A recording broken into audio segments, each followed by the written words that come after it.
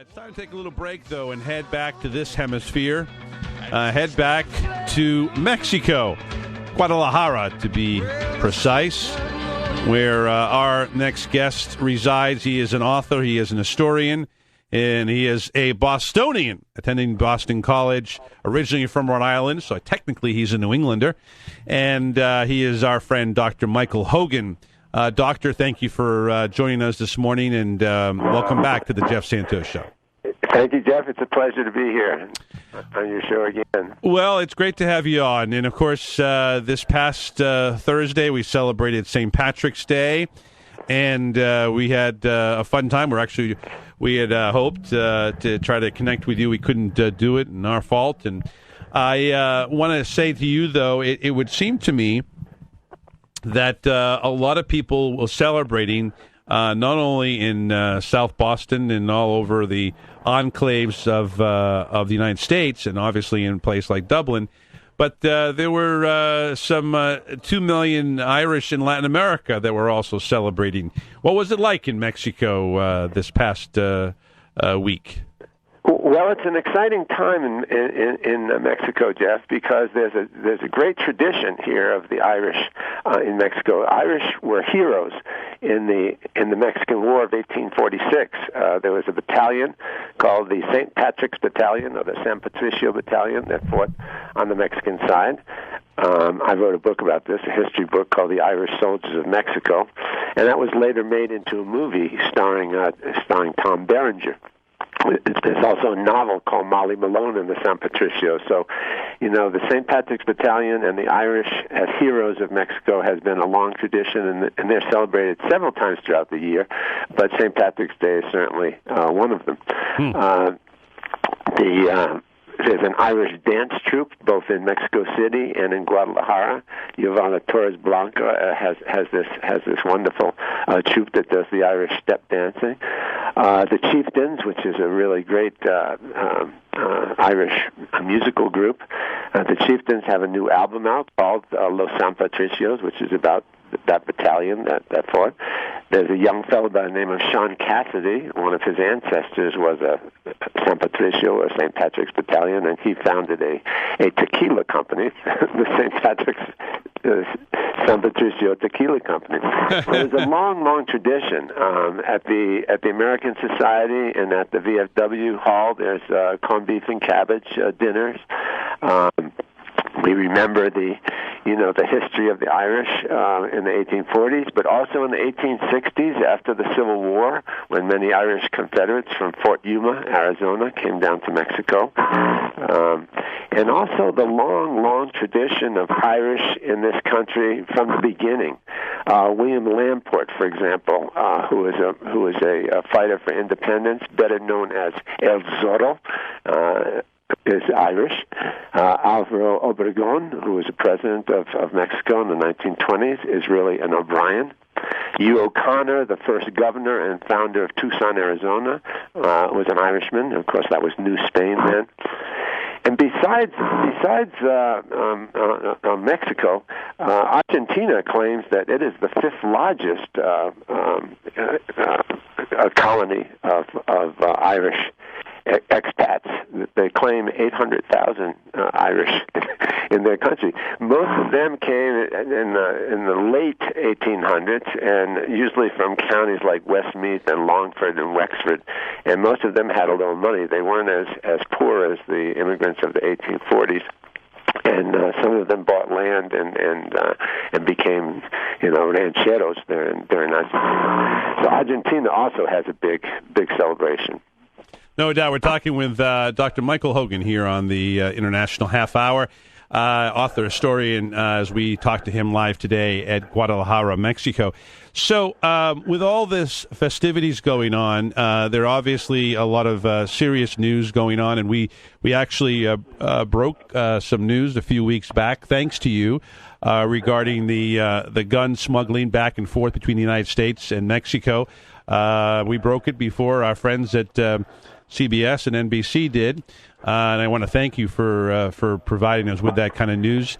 How is that situation now? I mean, does it get any better when light is shown upon this in terms of of going back and forth in the gun issue. Can we see? Is there any light at the end of the tunnel on this issue? Yes, very much so. Just yesterday, Katie Kirk announced that another agent from the ATF had denounced the policy of letting the guns go, follow the guns policy of the ATF. And he happened to be a Mexican American who had family, uncles and so on and so forth down here in Mexico. And so he was particularly outraged. He says not only, is it bad law enforcement policy, but it endangered, my own relatives, and probably ended up killing, one of our agents down here as well. So, the light has been shown on and the people involved in the gun smuggling operation have been arrested, I understand. So there's not going to be any more of it, let's hope. But there's still quite a few illegal guns down here that they need to kind of round up. But yeah, it took a U.S. agent dying, before finally they decided to put an end to to this follow the guns program, and thousands of illegal weapons down here from the United States, and it's really sad. But as you say, that story actually broke on Revolution Radio in Boston, and I received several emails when Katie Kirk came out with her announcement last week, saying, my God, all Katie had to do was listen to the radio, 3 weeks ago, and she would have gotten the story. That's right. From you guys. You hear it here first, thanks to Dr. Michael Hogan on the International Half Hour on AM 1510 Revolution Boston. There are that's why we love doing what we do here, both on the International Half Hour and on the Jeff Santos Show, is giving people information they can't get from other places, and having an historian, an author like yourself is important for our audience as we talk to Dr. Michael Hogan here on the International Half Hour. Let me ask you this: what has been the reaction of the Mexican population and those that you interact with in Guadalajara regarding the American and European international community effect on Libya? Has there been any sort of protest that you can garner one way or the other, or are people sort of, this is sort of what was anticipated, and therefore no surprises, no real anger here, or what has occurred? Well, one of the things that everyone seems to realize is that this Gaddafi has serious mental problems, and sure, and really needs to be removed. Umbrellas inside of garages, inside of bulldozers, are not a rare commodity.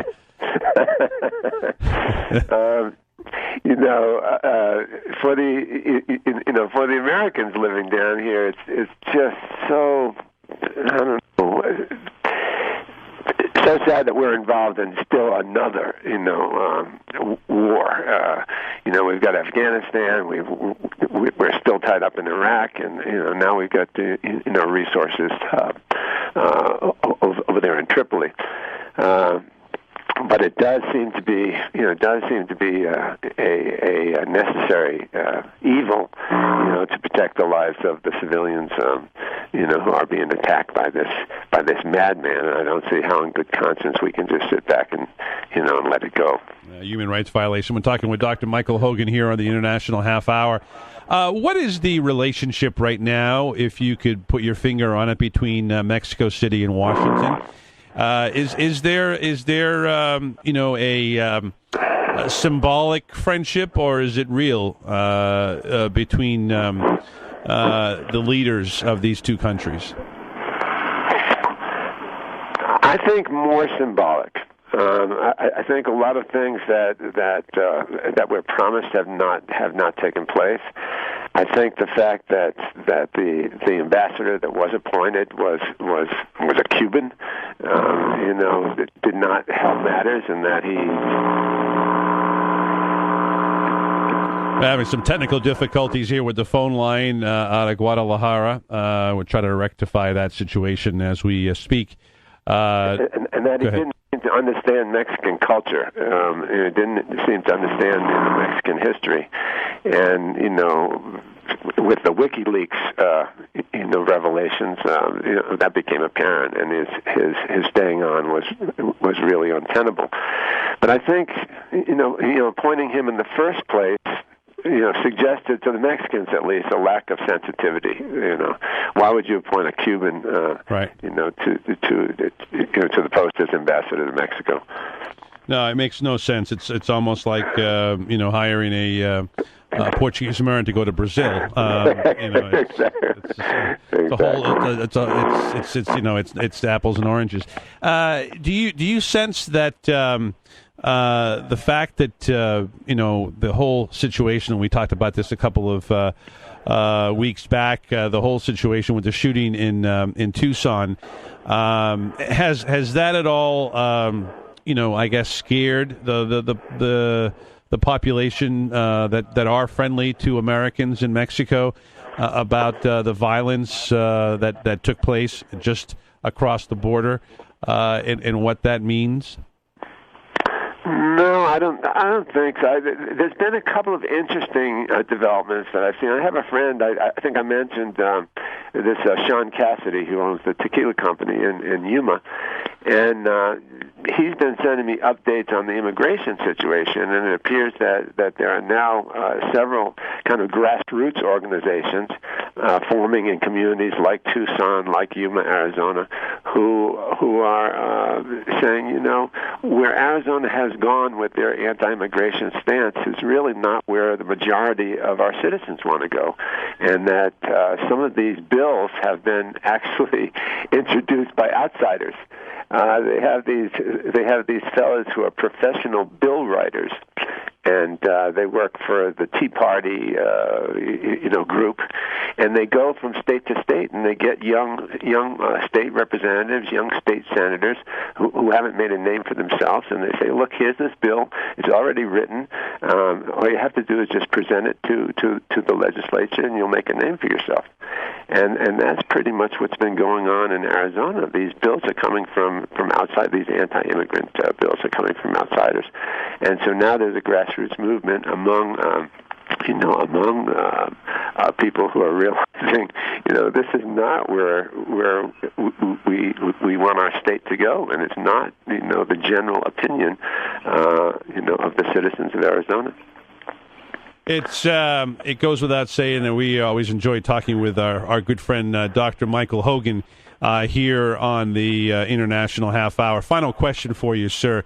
Do you sense that there is an understanding of the Irish aspects of whether it's called revolution or whether it's the fight in Northern Ireland, and how that connects with the fight of the Mexican people and what has gone on in that country and the relationship to the United States, how all those issues intertwine? Yeah, I think that colonialism played a big role in both the evolution of the Irish nation and the Irish people, and still does.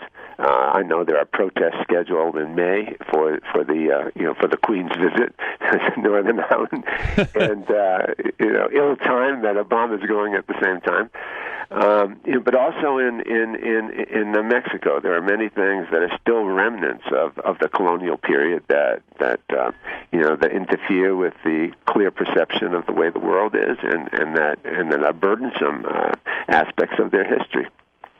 And at the same time, those are commonalities. For example, the protest songs of the Irish and the corridos of the Mexicans, the hands by the side dances of the Irish, which the Mexicans absolutely love because it shows the restraint that the people were under, even in showing their joy.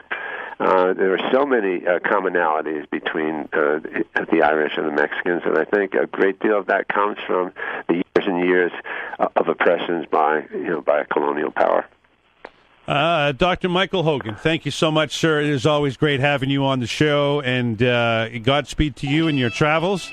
around Latin America, and it is great to break news with you. It's great to have you on the program. Look forward to doing much more. Thank you, Jim.